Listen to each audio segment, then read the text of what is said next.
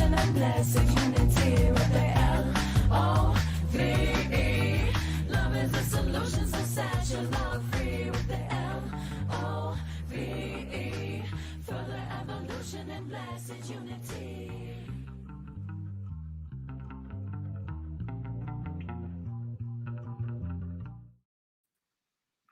Good morning, everyone. Welcome back to the Self-Love Show. I'm your co-host, Dawn Light, and I'm here with my beloved sister, Trish Wright. And for those that are new, welcome. We're so stoked for you to be here with us. We have an amazing guest today. I will introduce her in one sec. But for those that are, our viewers, thank you for joining weekly. And we just wanted to give you a little shout out to say, if you don't know about the YouTube channel, please go look and hunt for the Self-Love Show. We can put a link in the box in the comments. And, we have this amazing resource for self-love called the Self-Love Show YouTube channel. And it has all the previous shows for our time together through the pandemic and onward, right? And so we're just wanting to support the spread of self-love in every way, and it looks in so many beautiful variety of ways. And so it's just an authentic conversation to support you in your evolution. So thank you for joining us weekly. We're just in love with the journey here of what this is, and thank you. So I just want to read Emily's beautiful bio. We have amazing Emily Orum with us today. Existential Kink, getting off on the parts we don't like in our life and relationships with Emily Orum.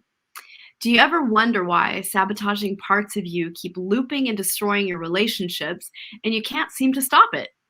So no matter how much healing and fixing you try to do of yourself, it doesn't fully work.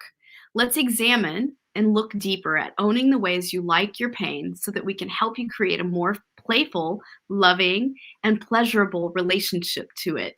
Emily Orum is the founder of the Heart Ninja.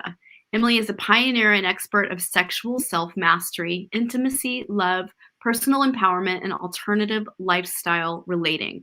She embraces and holds the vision of a world of radical acceptance, inclusion, harmony, belonging, and celebration within each other's differences. She aims to empower each individual to own their authentic truth, sex, and design, and create their own unique love style. Powerful. Welcome, Emily. We're super grateful to have you. It is such an honor and a delight and a pleasure to hang out with both of you. So thank you for having me on the show today. Of course, we're grateful. So, I don't know if anyone else has read this book. You're speaking a little bit to this, yeah. I do want to start off with is that it's not exactly. It wasn't, for me when I read it, it wasn't exactly about sex itself.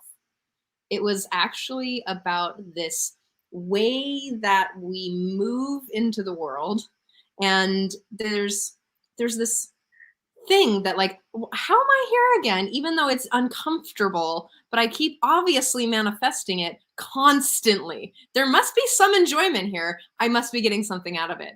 And so that's what this term is. So for everybody who's watching, and I'll let Emily take it away too, but for everybody who's watching, and for Sign Network who's watching as well, it's not exactly a sexuality conversation. This is a conversation about our shadow.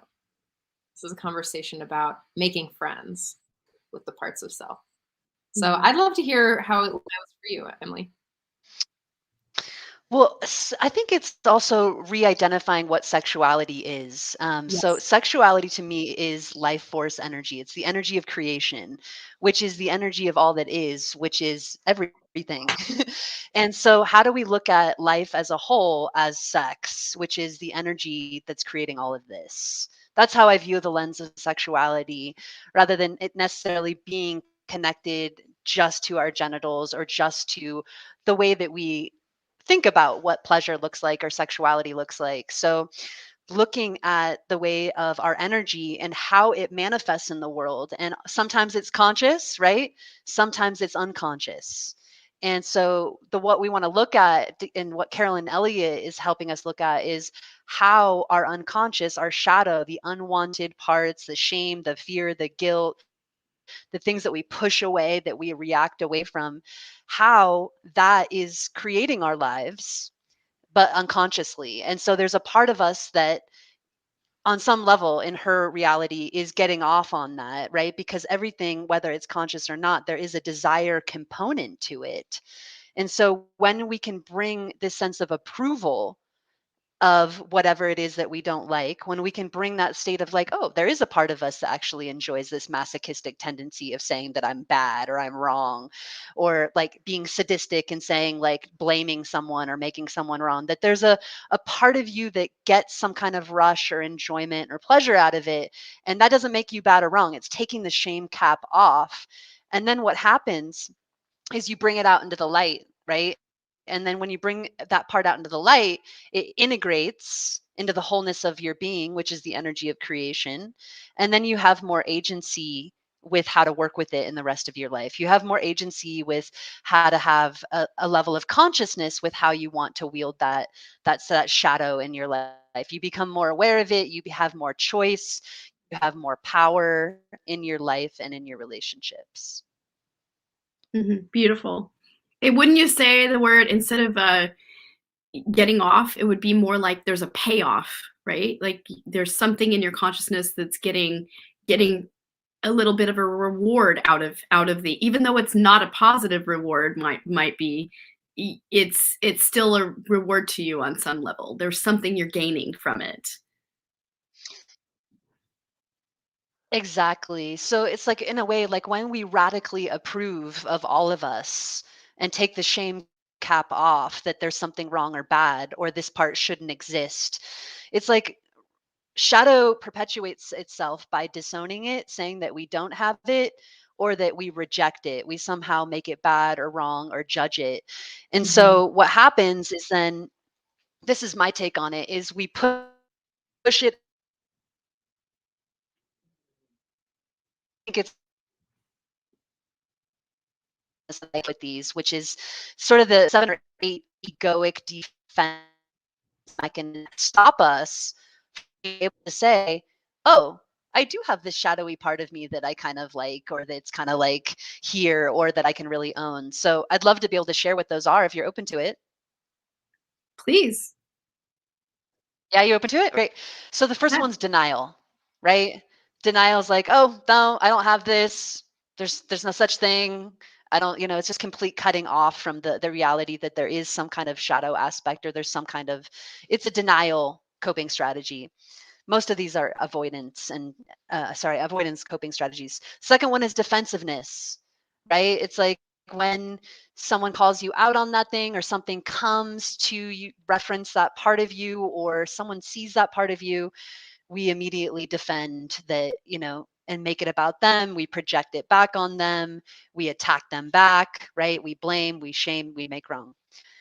The third one is deflection, right? So we come up against this part of our shadow and then we deflect into another subject. We also deflection and distraction are also very similar. Distraction, Facebook scrolling, right? Like, relationships, making my relationship more of a priority rather than this behavior that I don't want to look at, that's somewhat hurting me or sabotaging me. Disassociation, trauma, basically just totally just fawning, freezing, leaving body. And then it usually goes into addiction, right? Call it food, alcohol, whatever you want, relationship, sex. pick the one you like, right? Pick the one that you tend to go to, right? Shopping. Right. Domination, you actually become that thing. Like, you become that shadow so fiercely. You become the control, where you fuse with it, where it becomes your identity. So you literally can't see a separation of it because you so are it. It's huge, right? It's like, and we don't often think of that. Deception is the last one, which is basically hiding, which comes from shame. Fear, guilt, and shame, where it's like, I don't want you to see this part of me, so I'm going to push it away and then craft an image of how I want you to see me or how I want you to love me, people pleasing. So these are some of the egoic defense structures that basically push our shot out. So this is how we don't want to look at it, right? However, when we can kind of go underneath and be able to welcome the feelings that are there, right? We able to welcome the control, we are able to welcome the sense of like the anger or the rage or the fear or the shame or the guilt, and recognize there's some part of us that is getting a reward out of that, right? There's a part of us that likes it. So, and I can give you an example. So, examples are great, right? Because then you can actually get it. So I have a part of me that's a total controlling bitch.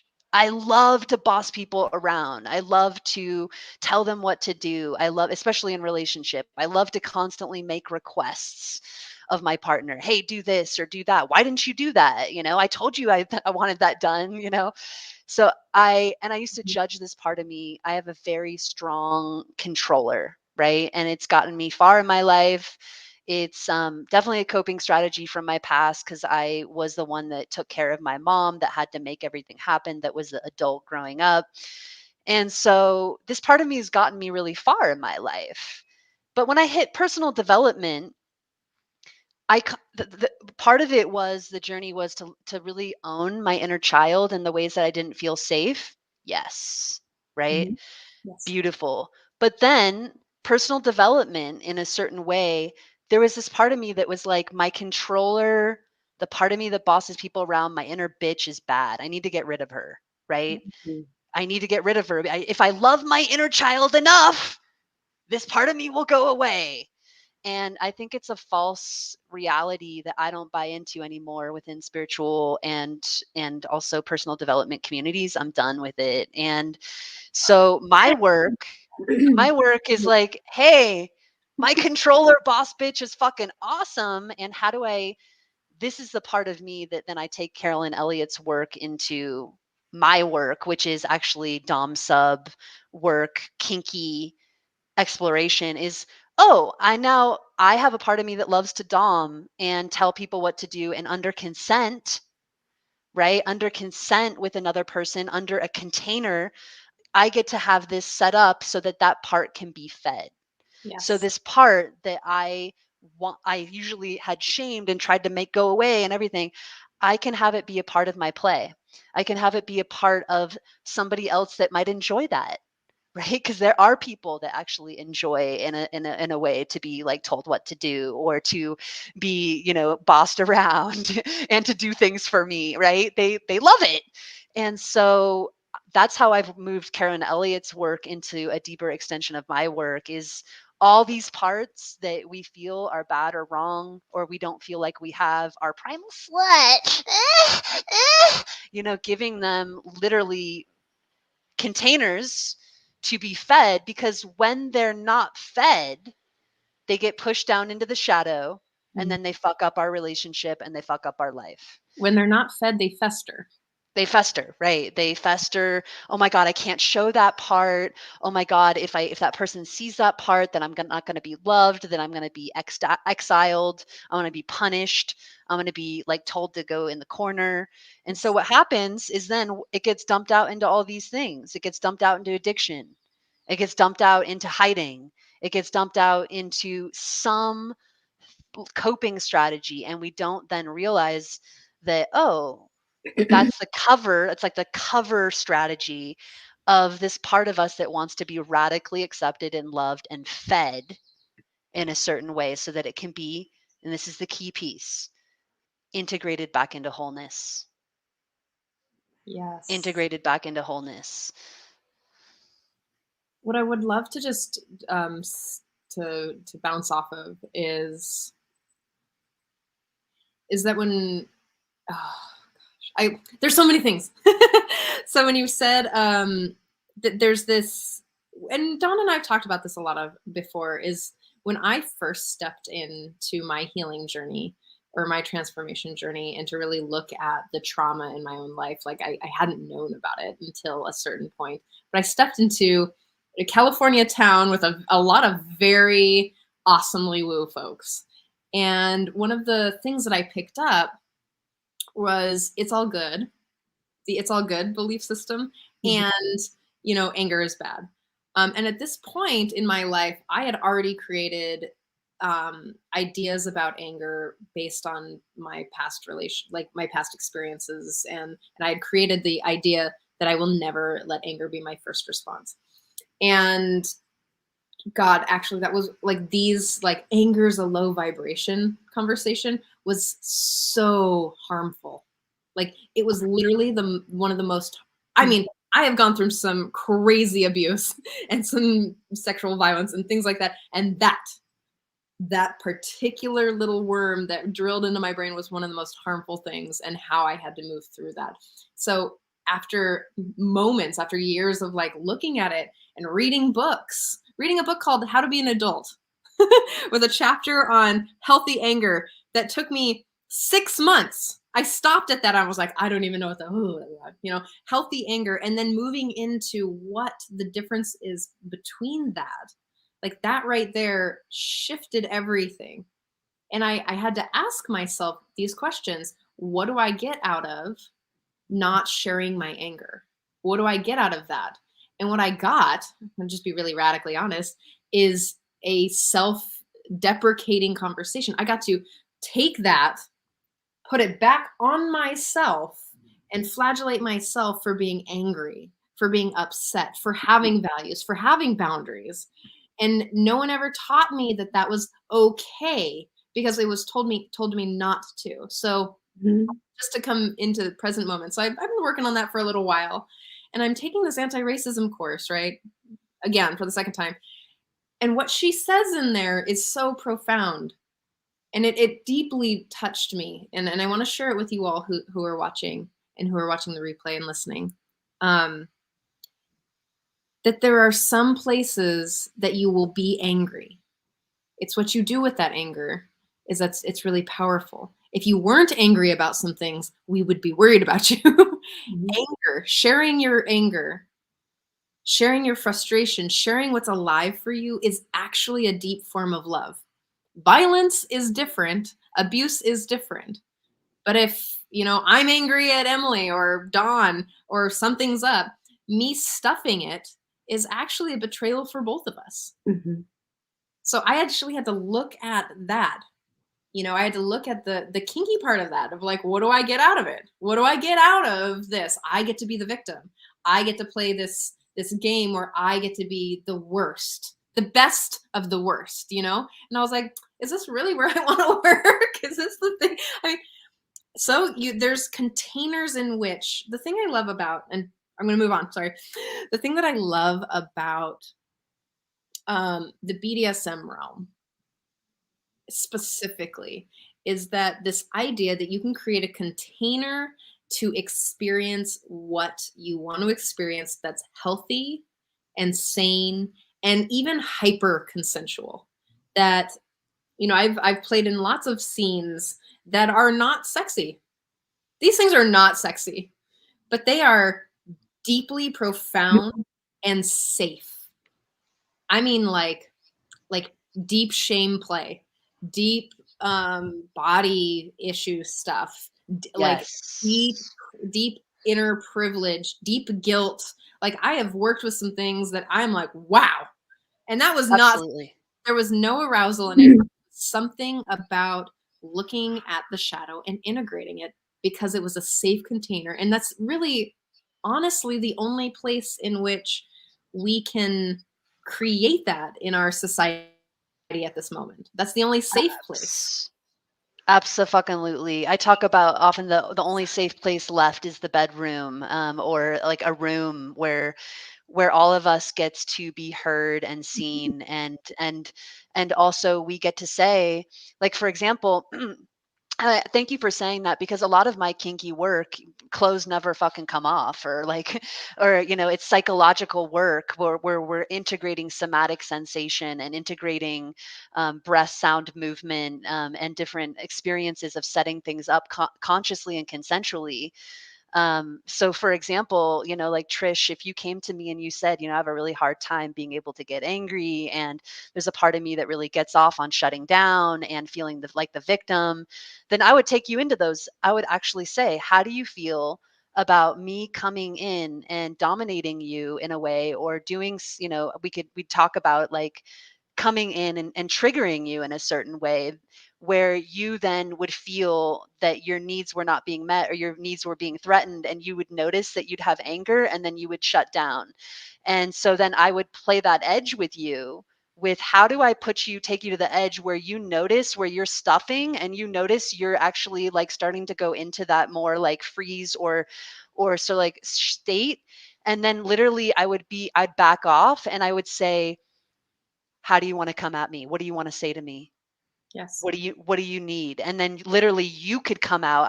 I'd titrate back as the dom, or as the person that's wielding my power toward you. And then I would have you to be able to come out with your words or your expression, or it could be a fucking body movement. You might flail on the bed and be like, feeling a sense of just somatic release of your anger without your words, so that you can take up space, that your needs, for me, anger is just passion. That's the word I associate with anger is passion for what we want. That's how I pivot anger, passion to what we want. And the key is to have that expression, but not have the attachment to getting exactly what we want back. That's going into demanding and flipping into that place where we want to be careful, but recognizing as a raw expression and directing it toward our desire. That's where we have our power. And when we have our power, then we're able to more fully come into our full sexual expression and get our needs met. So that's just an idea of how I would set up a kink scene with you. And we would talk about it, So for instance, I have a client coming down here to Mexico, and he's got all sorts of mom fantasies, and he has a lot of shame around it. And he was abused heavily by his mom. So we're going to play those scenes out, and we're going to work it out in ways that are empowering and that change scripts and that get him to release the shame, and actually to be able to integrate the desire around it, and also to integrate the power or agency that he maybe didn't have as a child that he can actually reclaim now as an adult. Powerful work. Yeah, it's like I'm so blessed every day. I can't even think of anything else I would really want to be doing this level of transformation, because once these shadows are more integrated, especially within sexuality, right? That's where most of the work, deep work. For instance, this man came to me and he had been pathologized by a therapist for 8 years, thinking that his incestual desires were bad, that he had addiction. He was pathologized, and he came to me and I said, there's nothing wrong with you. This makes sense. Your mom abused you. There's a part of you that likes it. There's a part of you that went into people pleasing. There's a part of you that gets off on being shamed. Let's look at that.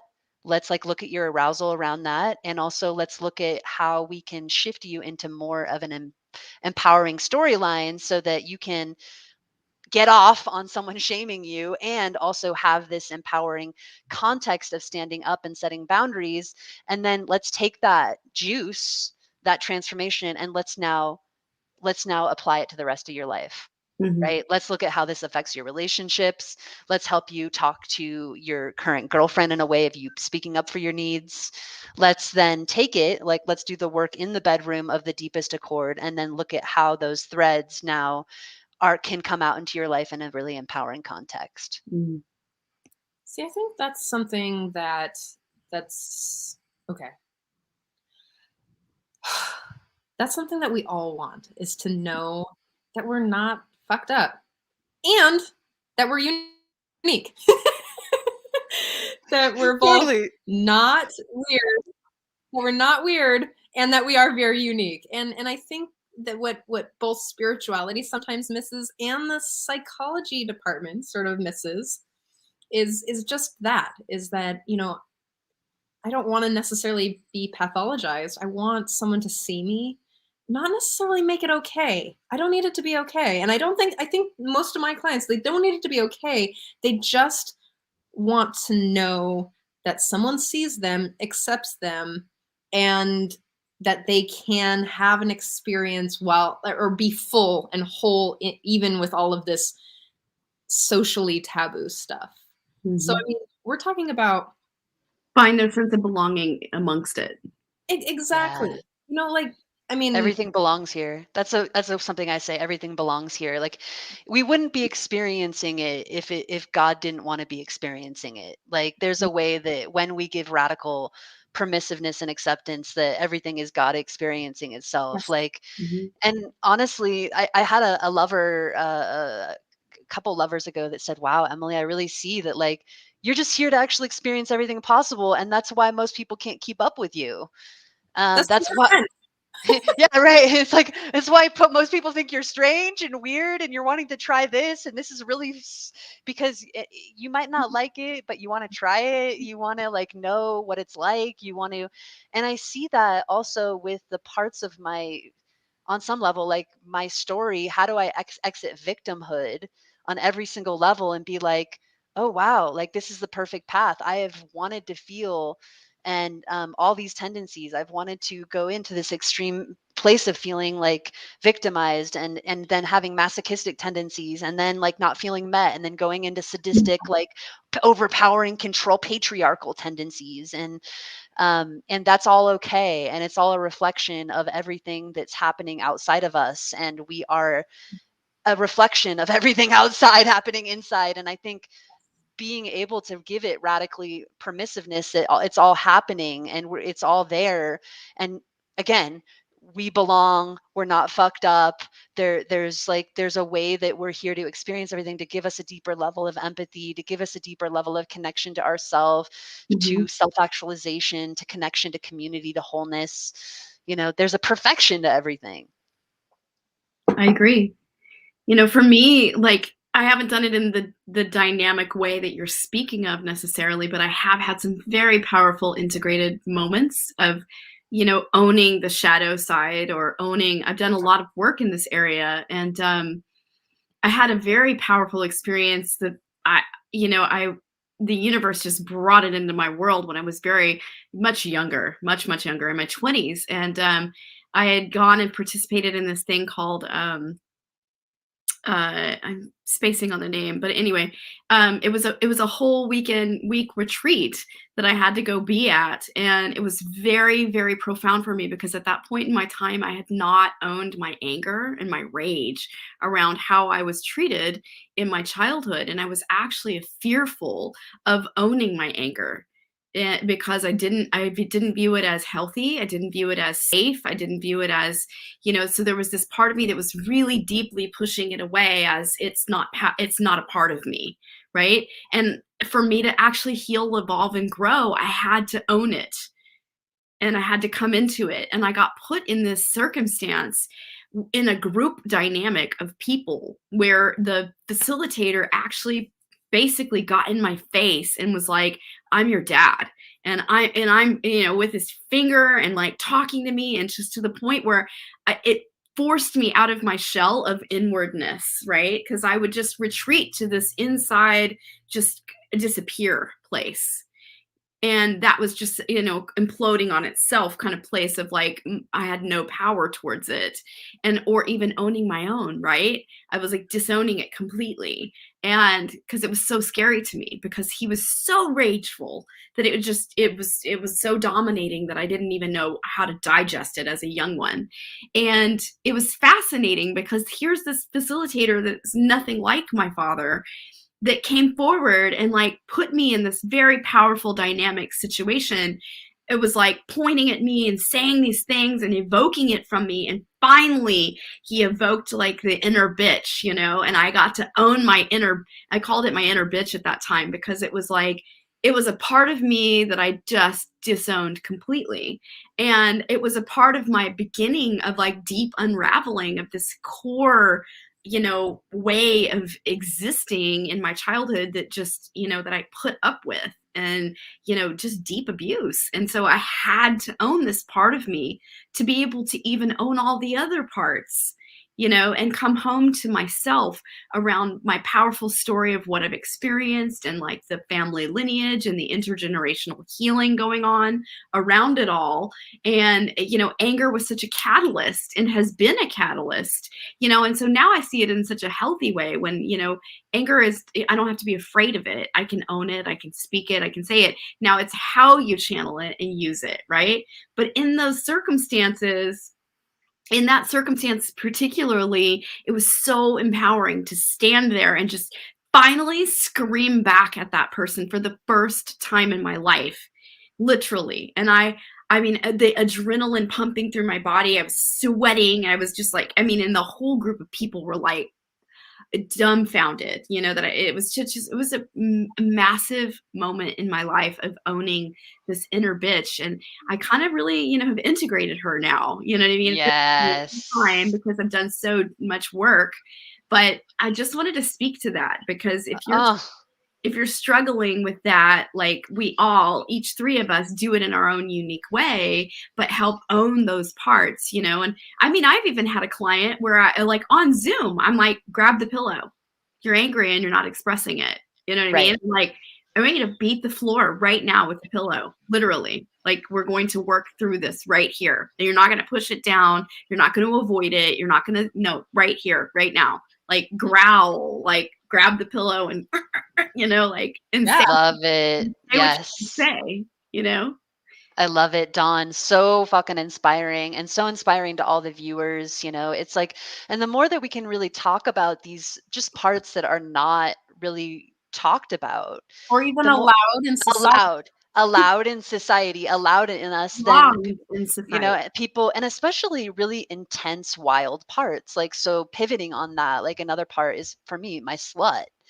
Like, basically, a lot, I grew up in a household where there's a lot of hiding. Like, you don't express your needs, sex is bad, like you don't express your desire, you don't show your pleasure, like you hide to get your needs met. Mhm. And that was the storyline and context of how I grew up on both sides of the family.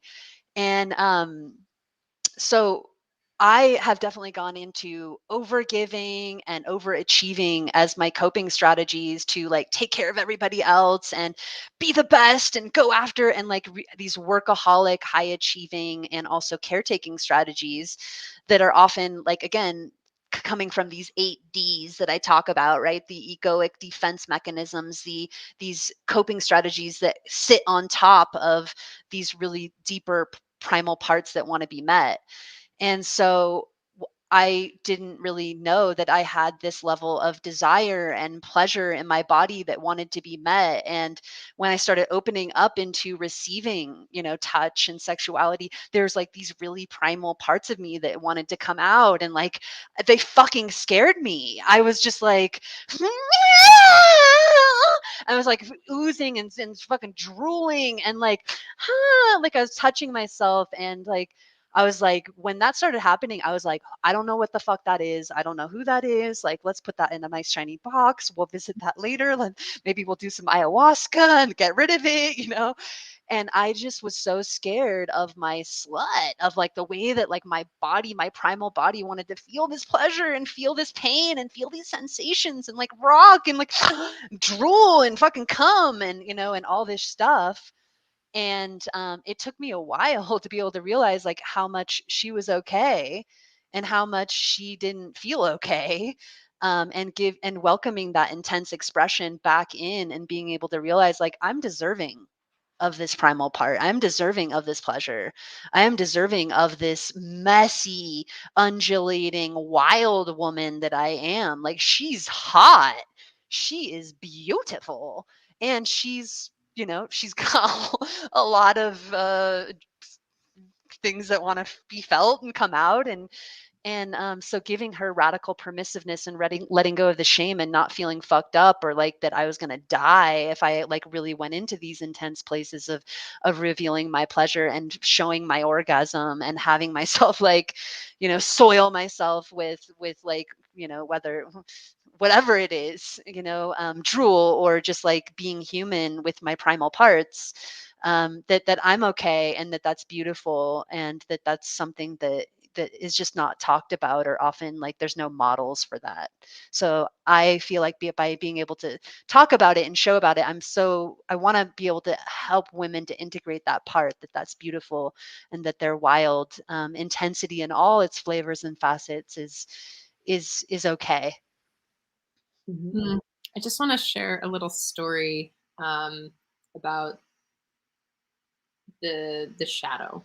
I was working with a client just 2 weeks ago, and I knew we were touching some bigger stuff. There was some countertransference, which means that there was some attraction to me, even though we had a very specific agreement, and I knew that it was coming up. So I was like, all right, we're in for it. And so there's a couple things that we were working with. His abandonment, which he had recreated multiple times in his lifetime. That the way that we were taught to abandon generally is the way that we choose to either force people into playing our game to be abandoned again, or the way that we abandon ourselves. And so I've been watching this for the last couple sessions, and I was like, you know what, I know we're creeping towards something. And so when he was there sharing with me, I knew how to approach this situation. And I'm going to tell you something that came up that I was like, oh, I didn't see that coming yet. So he had that experience of just being really upset and turning it inward. And I was like, okay, I'm following you here. I'm walking with you. Like you don't reciprocate the energy that I'm sharing with you. And I was like, well, but I'm not going anywhere. The only thing that changed is that the idea and the fantasy that you had with me is not going to happen. So that's the thing that changed. And so he's starting to do that rampy resentment, like pushing it back on self thing. And Dawn, the tool that you were sharing just now is like, okay, well let's just, let's do some emotional release techniques. And I brought him onto the couch, and I was gonna have him beat his hands on the pillow. And he did it once, and he looked at me like this is where I was like, oh gosh. He looked at me with like, and he said, I will not be like him. And I was like, oh, we just hit that core wound in about 30 seconds. and we ended up hitting his abuse with his father. And we ended up hitting some deep, deep work that just touched him. Like he had shoved it down for so long that he didn't want to talk about it. And he's like, I'm just fucking angry. And I was like, I know. I can see it. And he also couldn't conceptualize healthy anger, healthy expression of feelings. I mean, there's a lot involved in this particular thing. So Powerful. It was so powerful. I was like, in a 4-hour session, I hit his core wound in 2 hours, and was like, and then we spent the next 2 hours just aftercare and deeply seeing him. And Yes. it was really powerful. So I actually was like, oh gosh, he'll never see me again. I'm surprised I even have friends anymore because this is like my friends. Like we are triggery. Dawn and I are triggery. We just trigger each other. And I'm like, okay, and that trigger, right? The treasures and the trigger, that's kind of a statement that I came up with in Love Coach Academy, is like really seeing the beauty of it. And also recognizing when we go into supporting people with in sessions, we never know what's going to come up. Right. And I also always tell my clients, like, hey, you're on a ride and we know what your intentions are. We want to hold those intentions like in our heart, and we don't know the parts that are going to arrive. So how do we let go of expectation and be on the ride of the mystery?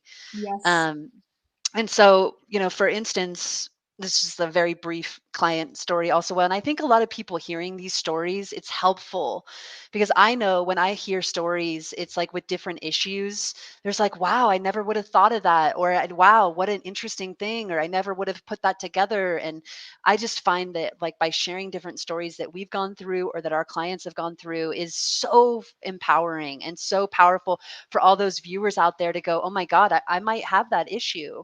Or, oh my God, like I saw that aspect going on that I didn't realize that's going on in my partner. Or, just giving us this greater sense of awareness. So I had a client that I tend to work with men that have a high degree of a nice guy complex. They have chronic people pleasing issues. They have a hard time feeling good about themselves. So they have self loathing and self worth issues. And they tend to attract women that are like me when I was super unconscious, which are very authoritative, very controlling, very like, are good at bossing them around and good at like, there's a part of them that gets off on that on some level, whether they like it or not. And but that literally these men will give over their needs. They won't set their boundaries. They'll overly give, and they'll take on the shame of whatever is being inflicted on them by the women. Like if a woman says, yeah, like you didn't do that, you're not showing up for me, you're clearly, you need to look at this, you're incapable, and basically shaming him, and he's like, yeah, you're right, I'm fucked up, right? You see the wounds. Mhm. And so basically what I did is I did some kink sensation work where I tied him up and I blindfolded him and I gave him some put him in some various uncompromising places and with some sensation, and got him pretty triggered and feeling kind of controlled. And then what happened is I saw his body like starting to go into retraction, and I took the ropes off, I took the blindfold off, and literally he started going into a very regressed state. And literally he I was able to track it back. I think he was about 2 or 3, where his mom and he was basically some abuse was being evoked where he couldn't talk and he lost his words. And so what was happening is he was trying to vocalize his needs. And I went into total mother figure where I started just holding him, and he went into shame. So he had the shame of, I can't speak up. I don't know what I need. And he was like trying to, and I just said, you're okay. You don't need to know what your needs are right now. You're perfect right here. I'm just going to be with you right here. And for about 15 minutes, we had to help him titrate his system back into really being able to talk again. And he went to a very regressed space, and letting go of the shame that's where he goes in his relationships. He goes into a very regressed freeze response and a flight response where he literally will not be able to talk, but he has a coping strategy of then showing that being the pleaser and the nice guy that runs it. So we were able to get to the 2 or 3 year old and to integrate that and to help him to let go of the shame around it, and then work with it, know how to work with integrating it and titrating his nervous system, so that when he goes into these places where he, underneath the people pleaser of where he abandons his inner child, he's able to work on a deeper level with that. And so then it integrated back. And so then he has more authority with that part of him when he gets triggered in relationships. That's so powerful. Such a gift. That Such a that changes the whole dynamic. Like he will no longer go to that shame place. It's not led from that place any longer. right. Because the core wounds lead the way until we actually address them. Exactly. And that shame piece was the piece that was having him keeping looping on the people pleaser and covering up the helpless inner child in a sense. And Mhm. so once he was able to get into the love of being able to titrate somatically the helpless inner child, and I was able to give him that parental role figure that he never had, Mhm. he's able to now integrate that into himself.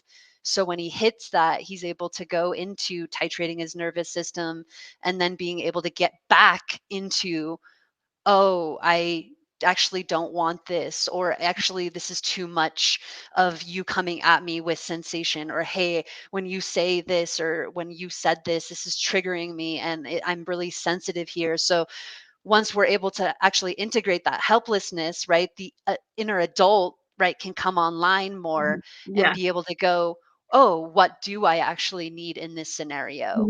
And can advocate for him in a place where he never had that inner advocate to come Ex- forward. that's it, that's it, Yeah, you got it. yeah. No, I understand it because I do this work in my life. Yeah. Like, yes, yeah. It's interesting how, shame really is a huge leading factor in why, the repeating patterns happen, right? Like, and I'll even share, when I was in graduate school, I had a very powerful unearthing of a big shame piece for me, which was, as a young one, I was never, because I was sick so much as a young one, I was in and out of the hospital. I had pneumonia multiple times. So there was this crazy, and my parents had lost a child between my brother and I.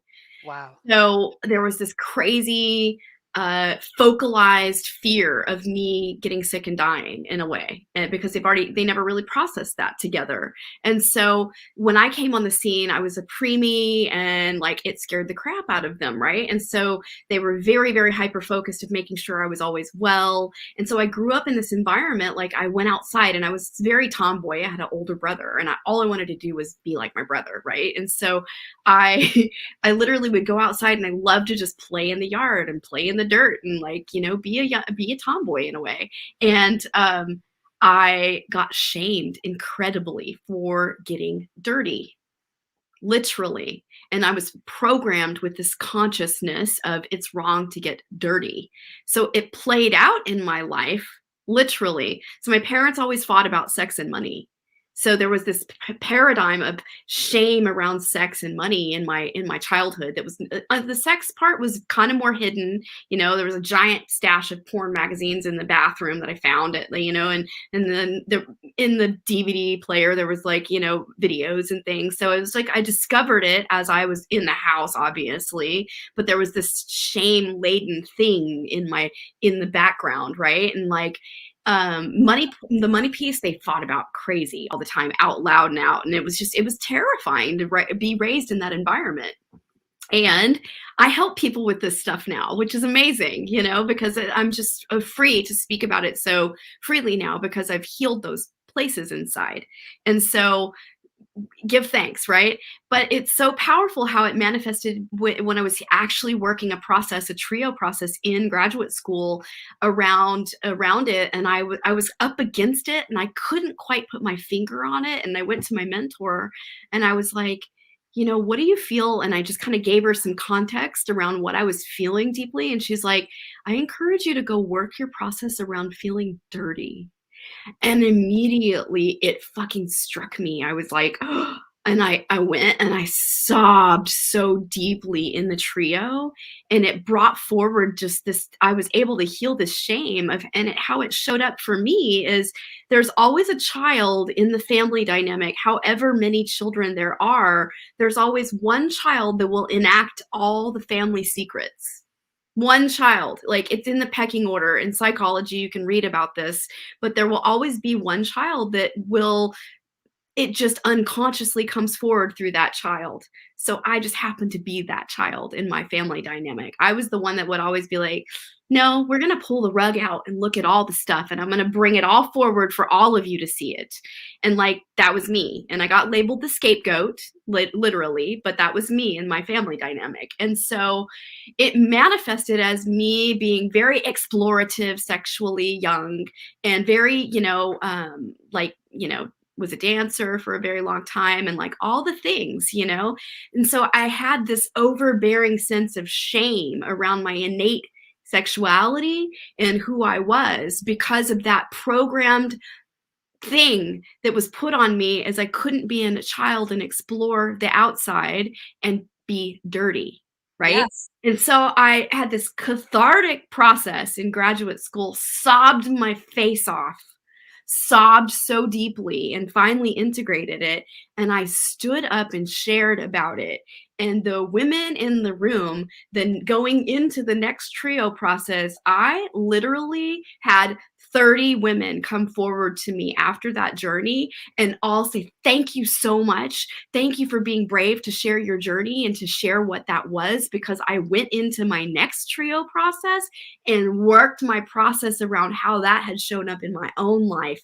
And it was just across the board, like this wave of healing going on. Yes. And shame and freeing the concept of being dirty. Yes, again, it's this all these primal parts, giving them voice, seeing the perfection of them. And I'm gonna let you come in, Trish, because we haven't heard from you a bit, but I was gonna just sprinkle in a couple things around it. So go for it. Ah, oh, no, I'm just really grateful. I'm just feeling really like wildly grateful for Dawn right now, actually. Just like um, Dawn's been a mentor for me for a very, very long time. She first took me under her wing to teach me oh my god, I'm losing the name of it. She's always just taken me under her wing, and really the people okay, so as coaches, all three of us, if we have done the work, then we understand. And if we have conversations with other coaches who have done similar work, then we can help you work your process around quote unquote being dirty, around your own sexual shame or your own anger or your own shadow, whatever it looks like. And that's the thing, is like, if you can find someone who is, as Nicole says, relatable, that's the place, is that, if I've had many, like I tried a bunch of coaches, I even tried a bunch of therapists who couldn't meet me at the vast expression and experience that I've had. When I went to a young therapist and I was like, I have all this experience, this person was like, Dope. You're in headlights. yeah, no, maybe I should find someone else, someone who's like an experiential person, like Emily was saying, is like, I have this desire to experience everything, which makes people like Dawn and Emily and I able to hold you where you're at. Because I mean, I have seen some stuff in the world. I know Emily and Dawn have seen some stuff in the world. And so what I'm just really appreciating for the both of you is the capacity at which you can hold your own stuff without shaming, without flagellating, and be honest and raw about the fear coming up or what's coming up in the world. Because I think that this is how the world is going to change. If we want to dissolve the systems that keep us oppressed, regardless of whether it's through being socialized as female, the gender roles that we're under, the places of like racial discrimination, the places of economic discrimination, like, this is it. This is one of the pieces, is to actually stop parting ourselves out and disembodying ourselves, but actually seeing us as fully human, right? Like, that's the all thing. our experiences are valid. All of you is welcome. All of our life experiences, tragic, good, bad, wrong, right? All of how we want to label it, right? All of them are powerfully a part of our story and our journey for our learning here on the earth. Yes, it's all perfect and divine. And that's why I think it's really important for us to all continue to show that process, that we are constantly this undulating energy that's moving through the death life portal constantly. Our stuff is coming up, we're triggered, like it's never done until we most likely leave this body. We'll be going through some version of an opening and an expansion and I call it the death portal, which is like when we go through it, we go through the transformational cycle and then the gift is on the other side, or we harvest the gift, but often it can feel like, am I gonna make it? Am I gonna fucking make it? Like Make it. right. You don't have to do it alone. Right, exactly. And so, for instance, I have this client coming down next week for a 4-night 5-day deep dive with me in Mexico, and we've been processing a lot about like preparing for that and preparing for his entrance. And a big part of the preparation is for me actually sharing with him some of my shadows. Yes. I'm holding you in this, I'm holding a container, but I don't want you to pedestal me. Yes. And some of these things that are my shadows is I have a part of me that goes into perfectionism and wanting to do everything right and overdoing and over trying to get everything in. And so Anyone else really, have that? Right, right. And so you might notice that like it's hard for me to relax. And you know what? And I told him, I said, please come in that case, and you can come into your dom and be like, hey, sit down. You know, you don't have to do everything right now. Hey, like I actually need some space right now. I don't want to do all these things that you have planned on the agenda. And so I'm telling him, hey, this is how to work with that part of me. This is a part of my shadow. And so I'm not going into this place of like, oh, I'm all perfect. I'm holding the fucking container. I'm fucking like, you know, blah, blah, blah. No, it's bullshit. I told him part of this journey is that you're also going to be seeing aspects of come up with me. Yes. And we're going to be learning the dance of intimacy, which is not just me holding the space and me being the perfect person that knows all well. This is also going to be about some of my shadows are going to come out. And some of that will be the dance of us talking about that and working with it and seeing how you're triggered in relation to maybe some of my fucking shadows. And so that is the gift of doing this work of what I call like embodied intimacy. And so, and for instance, I'm going to be doing a self pleasure ritual with him, you know, touching himself in the mirror and going into exploring his body and loving his body. And then I'm going to initiate him into his king. I'm going to crown him. And then I'm going to have him do it to me. So it's going to flip. And I'm going to have him take me through an initiation. So that's again, how do we work these? Like, I am very much of embodying the switch energy. So yes, I will come in as as the dom. I will come in. I will support you to create an initiation. Once you get the code, now I want you to give it back to me. And so really doing this work of like recognizing the whole spectrum, full integration of embodiment. And so that's really important to me as a coach, is to recognize that we don't allow our clients to pedestal us, and that we continue to show our humanness as a part of the gift that is here for them as well. Beautiful. Would you like to share anything with our viewers, a process or anything like that?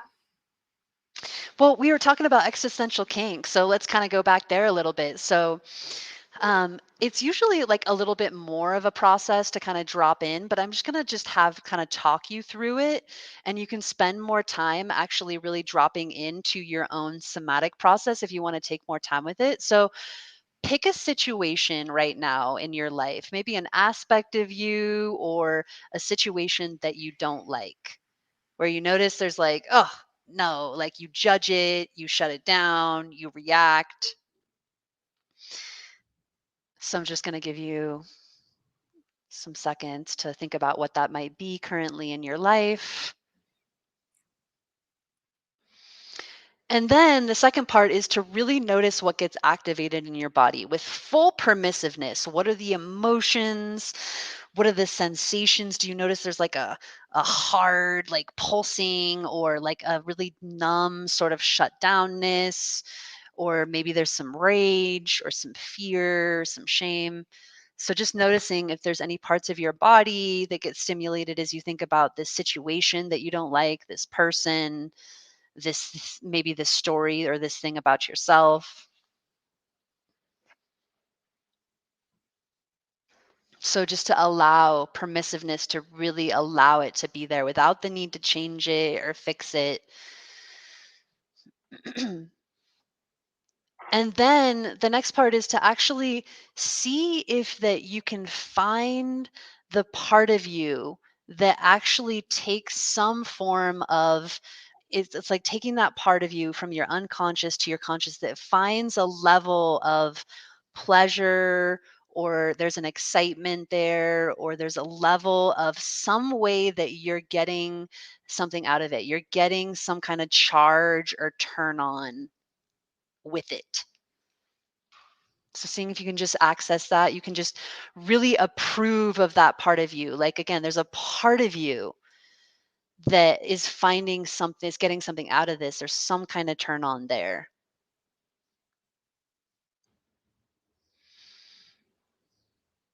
And seeing if you can actually see if you can find the desire there, or the curiosity, or there's a part of you that gets like some kind of hit with feeling small, or feeling really like angry, or you know, whatever it is that you feel that you don't like. Or maybe, you know, it's like you get off on being small in a way of not being visible or not putting yourself out there or making a certain amount of money that really bothers you, because there's a part of you that likes to feel unfulfilled, that likes to feel small.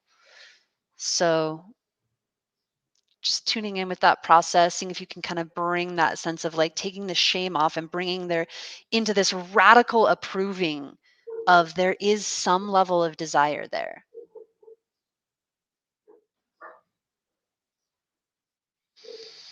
And then the piece is how does this part of you want to come out to play?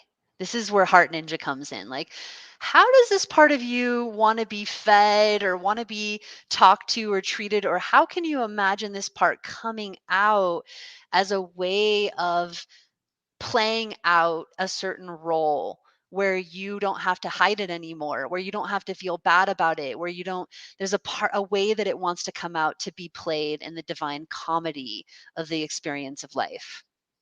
So that's kind of like the Heart Ninja extension of Carolyn Elliott's work. How can you be playful with it? How can you bring it out to play? How does it want to be fed?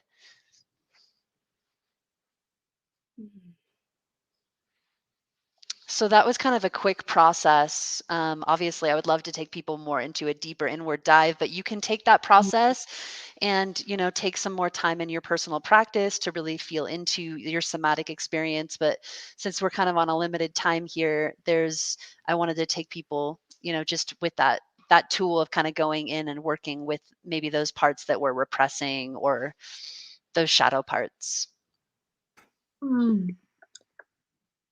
Thank you for that. That was lovely. Yay! So to find more about Emily's work, you can click on this link that I'm going to drop in the box right now. It's so important to really find and make friends with your shadow, to make friends with the places that maybe the world or your family or the chattering or the negative Nancy in your brain, like it's really important to find those places and to integrate them, to love them too. Because again, just if you go back a little bit, we were talking about how that just continues to fester. So the more you push something away, the more it continues to fester inside, and it becomes explosive, whatever it could be. It could be sadness, it could be anger, it could be deep guilt. Like, the thing about it is talking about it, integrating it, and moving it through. And so when we do these practices of looking at kind of like, oh, that's kind of a crunchy spot, and leaning into that is so helpful. And to find a coach that's really helpful. Honestly, like, one time I read a book, Matthew and Terces from they wrote a book called, I don't remember right now, but one of the things that it said, it was like this big piece of one whole page, that it was this brain. It was like a human brain, and it was a long, dark alleyway. and it said, "Don't go in here alone." And that really stuck with me because it really, I was like, oh my gosh, I don't have to do this inner scary shame, like whatever work that I was doing. I don't have to do it alone. And when I found people who had done it, and when I had found people who had said like, hey, that thing that you're so worried about, that's not actually that scary. Come on, we'll look under the bed and look at your monsters. Like, that really actually made it better and safer for me to do the work. So Emily, thank you so much for sharing this tool and sharing the book and sharing your awesome wisdom and being fucking brave enough and courageous enough to show up in all of you, especially in this time of being muted. Like, lots of people Yes. right now. And well, again, like, I just went through experience where I had censorship from Facebook for sharing a sexy photo, and Facebook does not like people who are sex workers. And so there's a lot of discrimination and censorship, and there's a lot of fear that pushes me into shame that my offerings are bad or wrong, or that I'm going to be punished for actually coming out in my expression, which is puts me in my shame story of being too much and then being hurt or punished for my expression.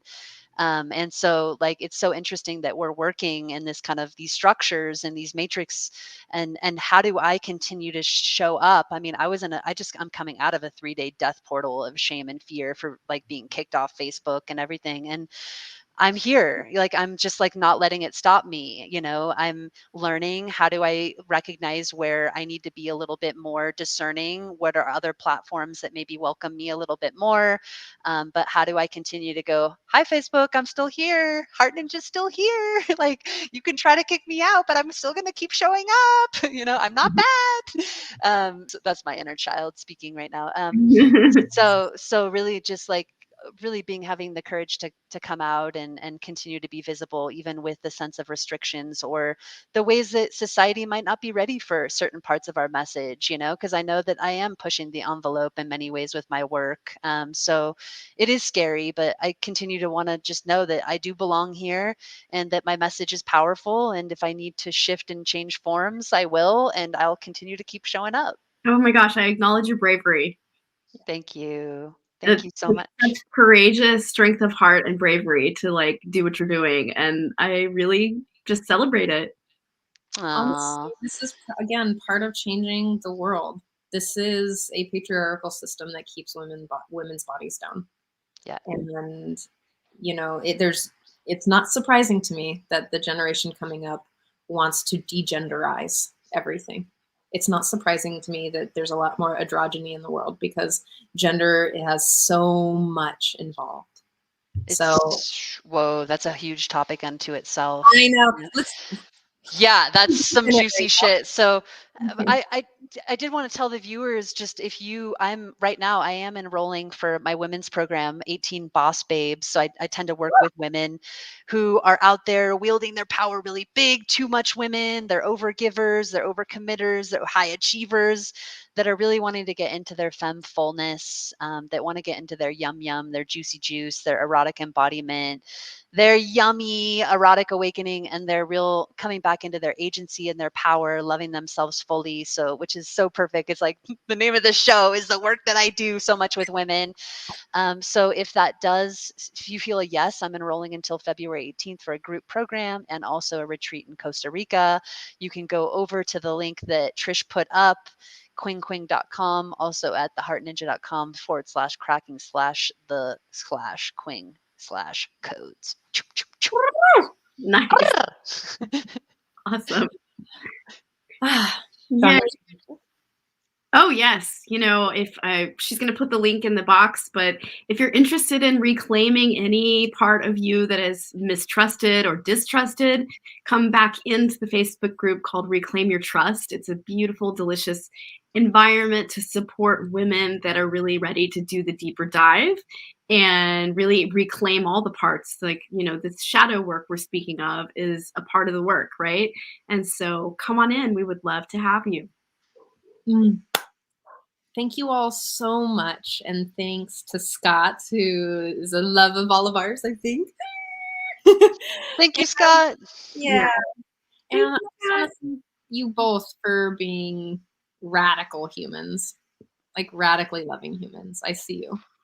And thank you both so much. This is a super inspiring talk, and I'm just feel so tickled, delighted, and pleasure filled that you had me on the show. Thank you. Oh, we adore you. You're awesome, Emily. Thank you for the work in the world. And everyone, enjoy Mexico. Yeah. Yay. All right, loves. Have an amazing week. See you next week or the week after. Yes. Bye. Bye, loves.